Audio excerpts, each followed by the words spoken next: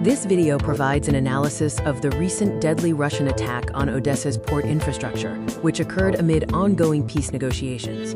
The breaking news summary highlights a Russian ballistic missile strike on Odesa port, resulting in at least 8 killed and 27 wounded. Critical logistics infrastructure was damaged, even as peace talks continue in Miami. The attack details show the strike occurred late Friday evening using a ballistic missile, targeting port infrastructure. A second strike hit the same port on Saturday, compounding the damage. Casualty and impact statistics indicate 8 confirmed deaths and 27 wounded. The strike targeted critical port logistics essential for Ukrainian exports. Over 2 million people were left without power, water, and heating, as systematic targeting of infrastructure continues. Odesa is strategically important as Ukraine's primary Black Sea gateway. It is a major grain export hub, handling over 65% of agricultural exports and a crucial economic and cultural center. Odesa matters as an economic lifeline, handling 70% of grain exports. Its strategic location controls Black Sea access, and it serves as an essential humanitarian corridor. It is also a UNESCO World Heritage Site. The pattern of Russian strikes shows a sustained campaign against civilian infrastructure, including a submarine attack, multiple infrastructure hits in mid-December, and the recent port strikes on Friday and Saturday.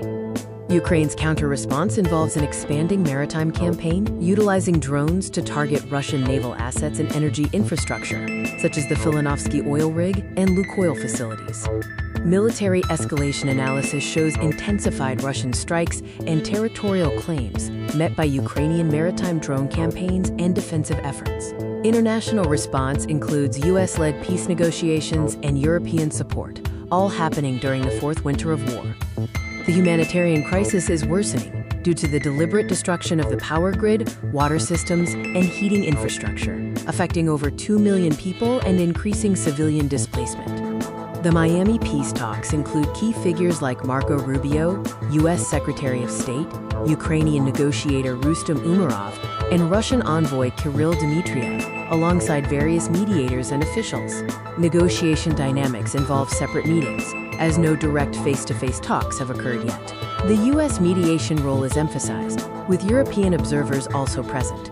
Key negotiation obstacles include territorial concessions, control over the eastern Donetsk region, the status of the Crimea annexation, and establishing security guarantees for Ukraine. Putin's maximalist positions demand Ukraine cede occupied regions and recognize the Crimea annexation. Ukraine firmly rejects all territorial concessions and insists on sovereignty over all regions. Putin's recent statements claim Russian forces have a strategic initiative and predict new successes, maintaining maximalist territorial demands with no sign of compromise. A battlefield reality check shows Ukrainian successes in regaining control of most of Kupiansk and successfully defending Pokrovsk. Russian claims of total control are contradicted by facts on the ground. President Zelensky's election comments discussed the future presidential election timeline. He highlighted the need for enhanced security and noted that no polls would be held in Russian-occupied areas. Election prerequisites require lifting martial law or changing legislation and ensuring nationwide security. Operational needs include infrastructure for overseas voting and the end of Russian occupation in affected areas. The international support package totals a €90 billion commitment over 2 years, covering military equipment, training, economic reconstruction, and humanitarian assistance. European commitment details involve a substantial €90 billion over 2 years, supporting both military and economic needs. This flexible use of funds reinforces regional unity against Russia and supports Ukrainian sovereignty.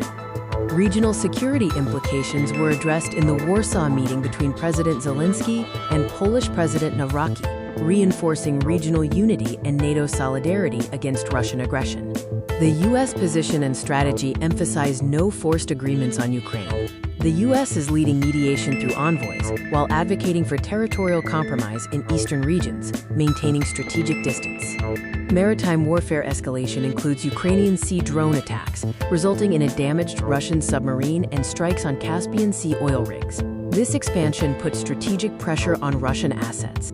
Critical questions ahead involve the acceptability of territorial concessions, stopping attacks on civilian infrastructure, the role of the Trump administration, the effect of winter conditions, and the prospect of lasting peace. The crisis in Ukraine is ongoing and rapidly evolving, with significant implications for regional security and international relations.